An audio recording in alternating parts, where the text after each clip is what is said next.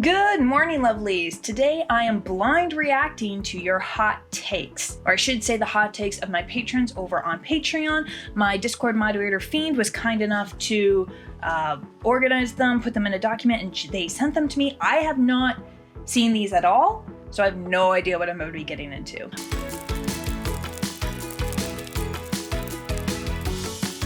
Quick housekeeping note, by the time this video comes out, my standalone dark fantasy novel, The Witcher Trades with Death, should be out. You can order that through the link in the description. It does have one explicit smut scene, but you can honestly skip it. Okay, let's see what we're getting into here. Jennifer Charles. This hot take says, JC listens to screamo music or scientific podcasts when closing/opening when they're alone, Mitski Math and more science podcasts. I can hear them listening to podcasts. There have been a couple of songs on my playlist. They're not screamo, but they are definitely rock, where I'm like, yeah, this is definitely a JC song or something that JC would really vibe with. Something like AJR's Way Less Sad. There's also one that's like just nails their character so well. It's called The Mystic. There it is. Adam Jensen's The Mystic is like their theme song, and it's probably going to be the song that I use to promote Heart of Iron once we get the CaFae Latte book, once we get closer to that release date. Oscar has a couple of hot takes. Oscar doesn't need a partner. He already had a wife die. That is very true. He's certainly not looking for a partner at the moment. Yeah, and especially since we've established that he is at the very least definitely demisexual. Having said that, he wouldn't be opposed to something a bit more casual. He wouldn't want like another lifelong partner thing, but he'd be okay with something a little more casual. Second hot take, give the golden retriever angel a doggo or catto or both. Give him a companion closer to his age he can vibe with, and I don't necessarily mean romantically. Okay, so this person says Oscar deserves a pet companion.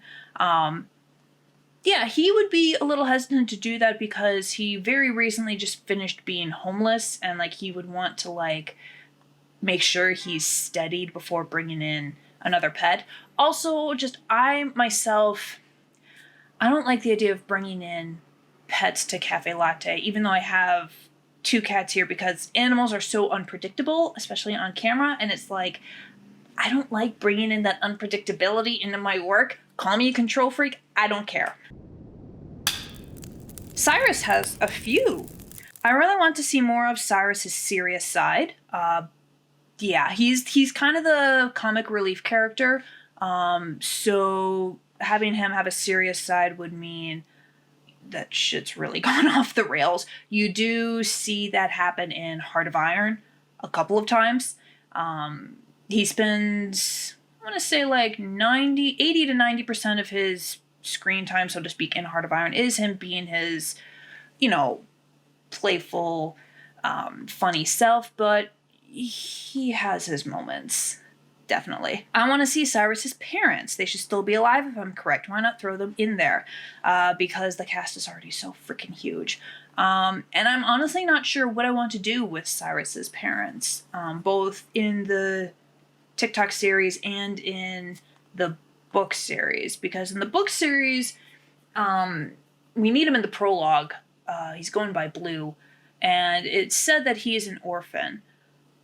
But I don't know if I want that to necessarily be true. I definitely do want to dive into Cyrus's parentage and the whole deal with his parents in the books at some point in time. I just don't know what that's gonna look like. Cyrus has called Bob mom on several occasions, especially when he's sick. Like, he usually doesn't call her mom out of like respect for his parents. But, like, when he's particularly sick or hurt or something like that, yeah, it'll slip out. Absolutely. Cyrus is the friend with the weird names as contacts. Oh, yeah, definitely. JC, too, by the way. Like, it's even noted in their phone that they have their boss as Bob and Cyrus as Cyrus in their phone. Cyrus would also absolutely take it a step further. Cyrus has a photo of Raythu on his home screen, but Raythu does not have Cyrus on theirs. I can see that, because Cyrus would be a bit louder about his relationship status than Raythu. Raythu, I think, would definitely still have pictures of Cyrus on their phone, but they wouldn't advertise it as much. I think that's largely because of just how they were raised. Both dragons have been hunted for so long, and of course they're also Jewish, and so they've been around for centuries. So their parents literally had to flee the Spanish Inquisition, so they would definitely be a bit more cautious about who their loved ones are, basically, especially the squishy ones. Even though the fairy can defend himself, he is still squishy. He does not have bulletproof scales, and he does not breathe fire. So, yeah, I can see Raythu being just a little bit more cautious about that. This might not be a hot take, but I think Cyrus's parents probably got a letter so fast when Raythu and he got together. I also think they definitely should go on a date at the Southern Food Spot run by Yarn Granny's cousin, I think it was, or her sister, in the city besides the lava lake. I vaguely remember talking about that. That's the problem with writing a web series for 2 years at this point. You forget so many details like this. Yeah, in the TikTok world where Cyrus's parents are definitely still alive, yeah, they absolutely got a letter. They definitely should go on a date at that Southern Food Spot that I mentioned is in the demon realm at some point. That would be an interesting skit. Hold on. Script idea fillers. Raythu and Cyrus go on date. Possibly a double date? Southern food restaurant in the demonic realm by Lava Lake. I'm gonna have to scour through all my skits just to figure out what details I gave for that one. Okay. Alright, those are Cyrus's hot takes. Kelly, JC's sister, has a hot take. Kelly needs more screen time. Nothing else to that one. Yeah, she is really fun to do. A little bit difficult because she moves around so much, and as someone who is trying to, act but also read the script and make sure I get her lines right and everything, that's a little more difficult to do. Also, no surprise, her appearance is also a little more high maintenance with the wig and the nails and everything else. But yeah, I'll see if I can get Kelly some more screen time. Again, this is a problem with having such a big cast, which is that you get a lot of different favorites and everyone wants their screen time. We haven't had Oscar for a little while, and I need to fix that. Drek.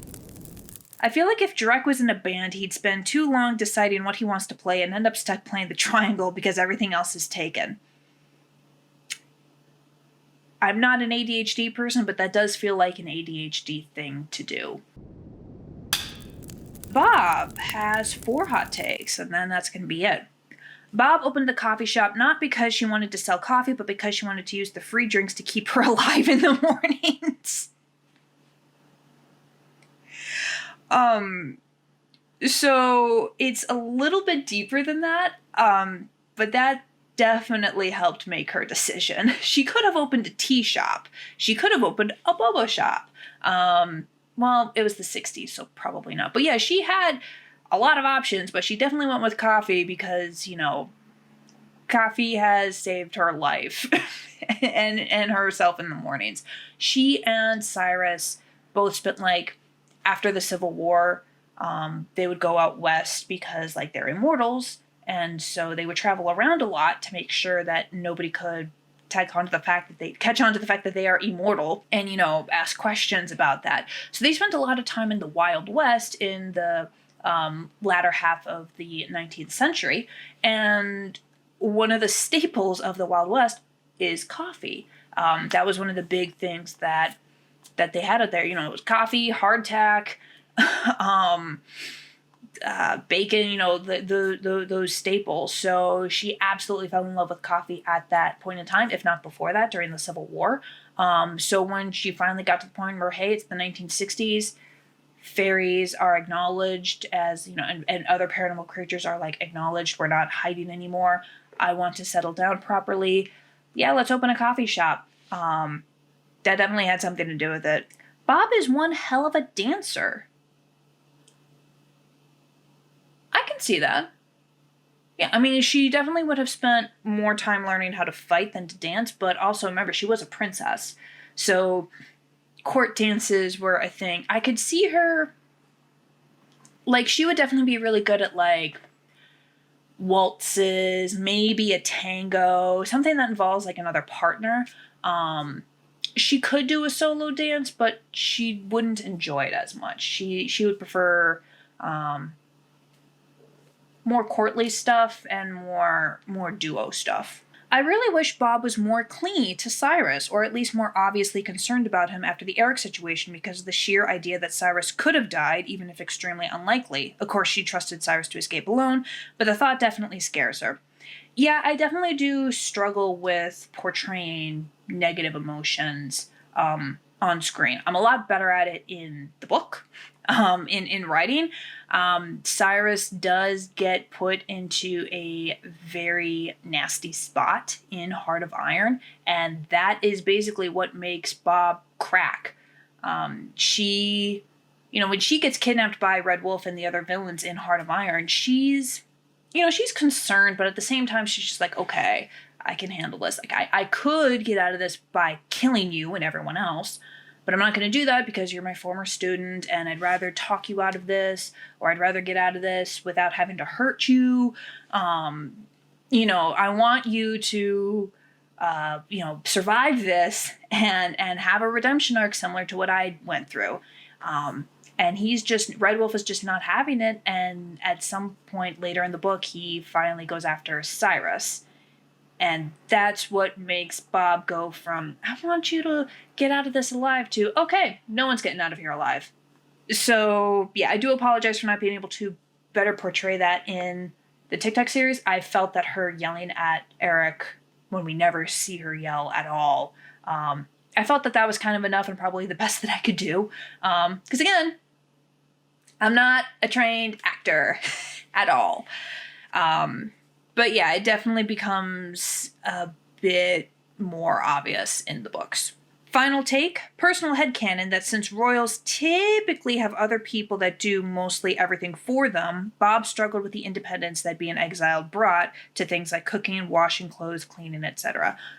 Definitely. Bob was fairly self-sufficient by royal standards by the time of her exile for a number of reasons. One of them being that, like, she often chose to suffer the same hardships as her troops, because that way that gave her a better idea of, like, okay, here's what they're struggling with, and here's how I can make their lives at least a little bit easier so they don't gang up on me and mutiny. In the book Heart of Iron, she was exiled not because she saved a single human baby prince, but because she straight up joined the rebellion and, like, helped lead this whole uprising against the fairy royal family.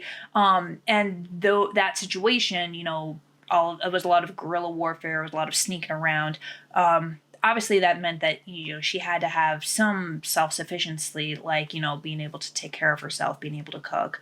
But cleaning her own space and house, that was definitely something that was a little bit of a shock to her once she had a house that was hers in on Earth, and no servants to clean it for her. She is still bad at cooking. Cyrus is a little bit better, but they were very relieved when JC showed up. Yeah, she was 1,000 years old when she came to Earth. So in that time, she would have, she wouldn't have been completely helpless, but she definitely was not used to it. I would say she was almost relieved when the Civil War broke out in America, because then she was like, oh, thank God, then it doesn't matter if I'm dirty or if my hair is tangled or if my house is a mess, because we have so many bigger things to worry about. But yeah, no, that's barely a hot take. Not a lot of these were particularly hot, guys. How am I supposed to make content out of this? That is it for today's hot takes. If you would like to give your hot takes, feel free to join the Discord and the Patreon. The Discord is open to patrons over on my Patreon, which is linked in the description. They also get early access to these videos and some other goodies. My dark fantasy novel, The Wood You Trades with Death, should be out by the time this video comes out, so you can order that through the link in the description. I really should have written a script for this video.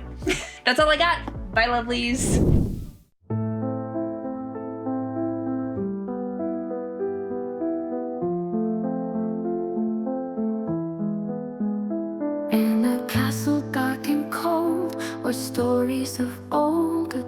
the princess waits alone, in her heart a heavy stone, her crown a burden grand, in a silent empty land.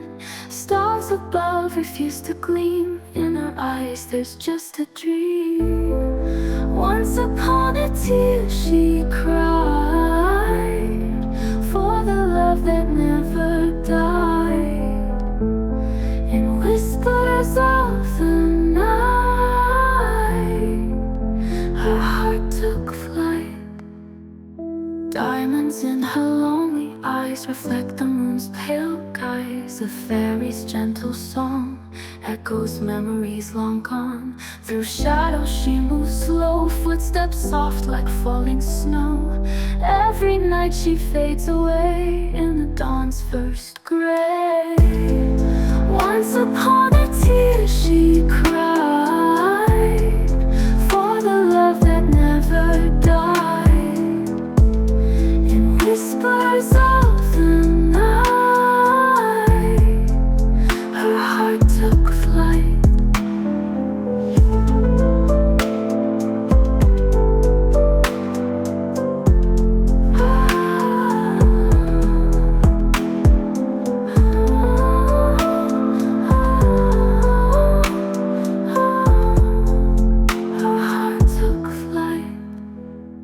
Once upon a tear she cried, for the love that never died. In whispers of the night, her heart took flight.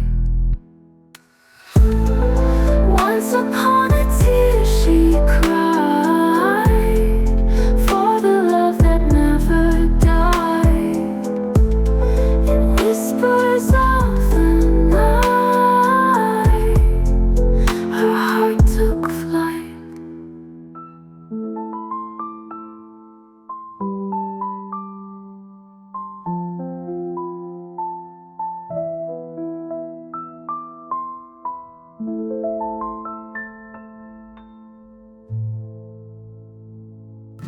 In the shadows where the night is young, whispered secrets where the tales begun, moonlit realms where fantasies rise, eyes that see through crooked skies, glimmering paths where the willows weep, lost in dreams that we secretly keep. Echoes of laughter turn into sighs, searching for truths in shadowy ties. Oh, the strange sight in the midnight haze, where the fairies dance in their timeless maze.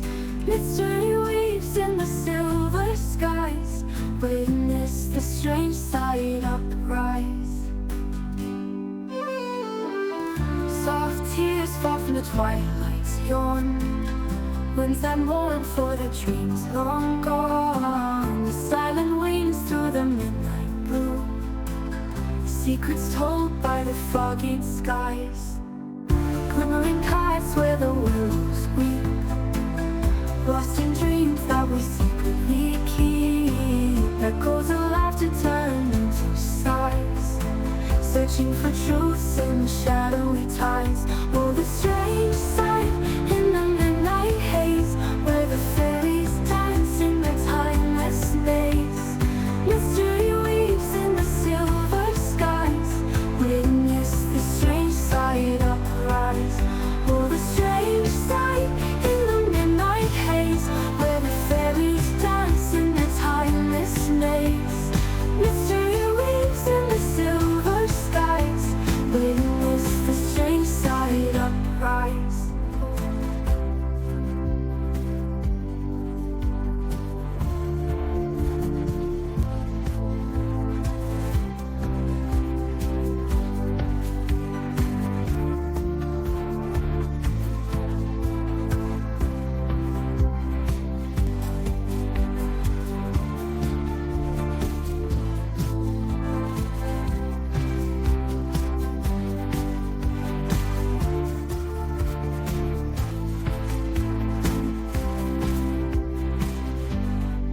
Oh, the strange sight in the midnight haze, where the fairies dance in their timeless maze.